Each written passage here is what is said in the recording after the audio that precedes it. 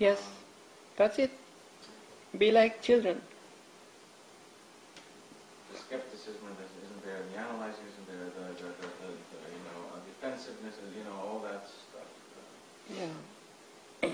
Protecting the selfishness, pride, all. And the imagination is there. Yeah, well, I don't know. Enormous imagination, which is part of intelligence. Imagination belongs to intelligence. Believe it or not, when you understand and you realize, you will see that. Because imagination is free. It's the freedom beyond any concepts.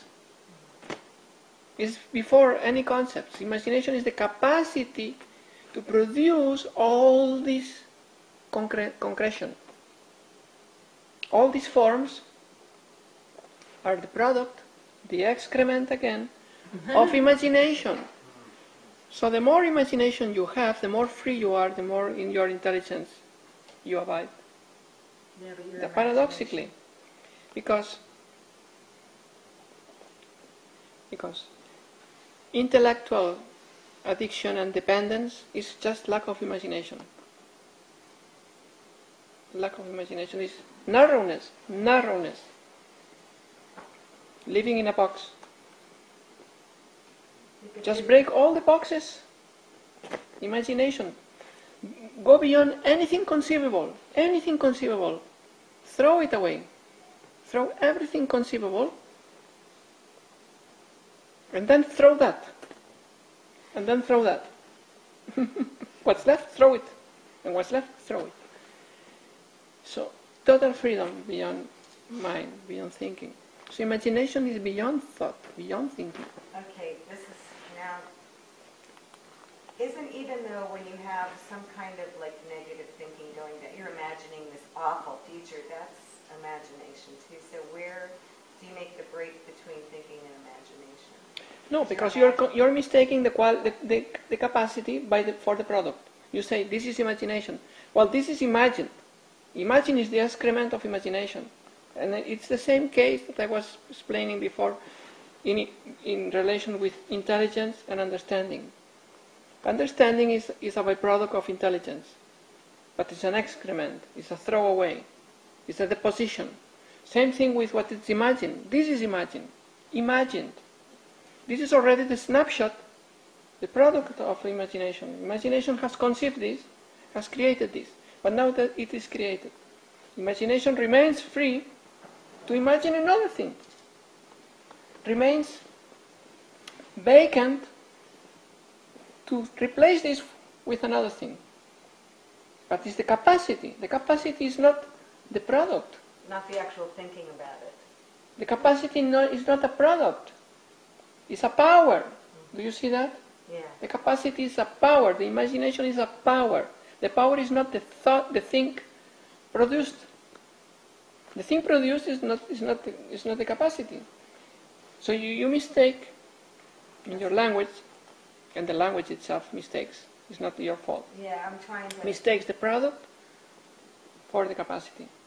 And we say, this is imagination. Yes, this is not imagination. We say that, but it's improper. This is imagined. The image would be the noun, right? Image would be Yeah, the the noun. image is an image. Yes, it's an image, and it's imagined because it's the product of an activity of imagining that has happened. But imagine is a verb. To imagine. Yeah. Yeah. So imagined past, Oh, imagined. imagined, ed. This is imagined. Yeah, this is all imagined. Dreamt, same thing. Yeah. Same thing. It's mistaking the dreamer for the dreamt, for the dream and the dreamt thing. So abide in your imagination, free from all things imagined. You see the thing? It sounds paradoxical, but that's the thing. Abide in your imagination before imagines anything. Do not imagine anything, but abide in infinite imagination. That's it. That's Parashakti. Parashakti is the power to imagine. The transcendental power of imagination is Parashakti. But it's before has imagined anything. The first thing that imagines is I am. When it imagines I am, then it immediately invokes what I am not, other. And then that we have duality, we have the world, the multiplicity. Then it multiplies all the I am in many. I am here, I am there, I am the other. I am Misha, I am Clara, I am Doris. So. But that's the stages of the process of imagination from the potential of anything that can be conceived. Then this consciousness, that is pure imagination, gets identified with its product, with what has imagined. You see? So it inhabits, it is shrinked and limited, believes it's limited to the form that has created this form, and lives inside this form as if it was everything.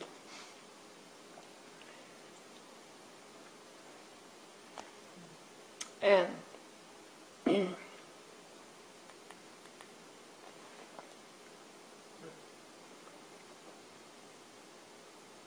So would the distinction be imagination would be coming from the source itself, as opposed to fantasy, which would be, or fantasizing, which would be the mind? well, it's semantics, but if you want, we could say it's the same. It's the same. Fantasy, if you want, would be imagination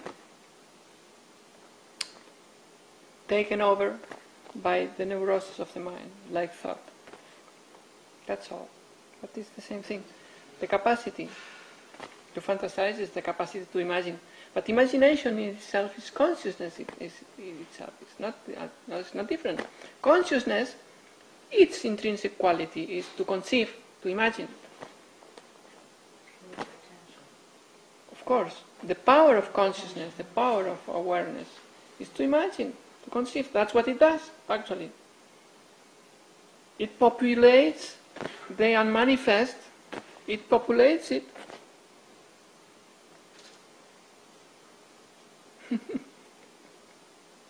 And then it becomes insight. Then it jumps inside of what has created. Creates the movie and then jumps inside the character. And forgets.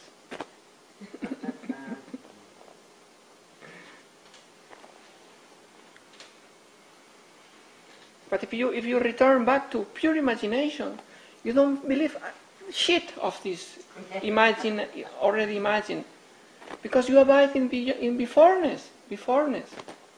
You know that this is just an imagination, an imagined, a product. You know that this is how it has been created by you.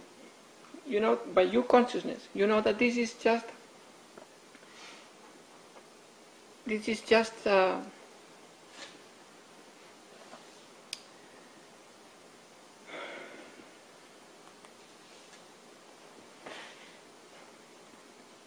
sometimes I got unplugged, you know.